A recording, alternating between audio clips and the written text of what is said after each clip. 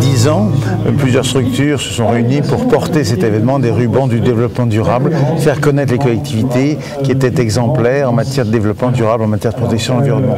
À l'époque, c'était l'Association des maires de France, c'était l'Association des maires des grandes villes de France, c'était le Comité 21, c'était une banque à l'époque, Dexia.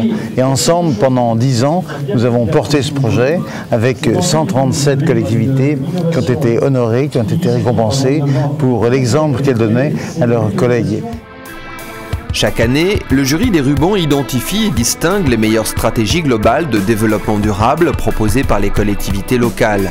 Deux objectifs, récompenser les innovations et diffuser les meilleures pratiques. Les rubans du développement durable souhaitent encourager l'engagement sur le long terme des élus et de tous les acteurs locaux, plaçant l'humain et le vivant au cœur de leur projet social, économique et environnemental.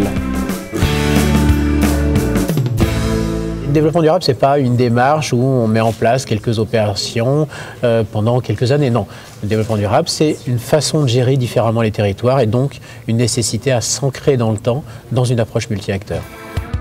Toutes les collectivités peuvent candidater au ruban du développement durable. Les critères de sélection des dossiers sont revus chaque année par le jury pour valoriser toujours l'innovation. Au niveau visible, c'est toujours l'environnement qui est plus facile à voir puisqu'il y a une amélioration. Par contre, le développement durable lui-même, c'est-à-dire l'action sociale, l'action économique, le lien, les trois fondamentaux, c'est beaucoup plus difficile puisque c'est une action transversale qui se fait chaque jour dans chaque démarche.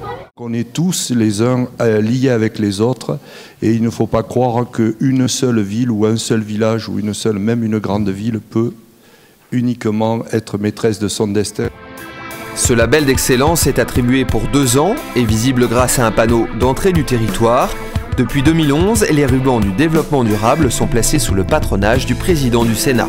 Vous savez que les collectivités sont très investies dans le développement durable et il était normal que le Sénat, qui d'une certaine manière est la maison des collectivités, soit dans cette opération. On a beaucoup d'idées, on explore des pistes. Avoir un regard extérieur de personnes qui maîtrisent ça, qui peuvent comparer aussi avec d'autres territoires, c'est valider notre démarche et c'est nous conforter, nous montrer un petit peu la voie de comment progresser, aller encore un petit peu plus loin demain. Les rubans sont un moment enthousiasmant parce que c'est de l'exemplarité. Je fais parce que tu fais, parce que nous faisons. Je regarde telle commune de 800 habitants ou telle commune de 230 000 habitants et qui fait des choses dont je vais pouvoir m'inspirer.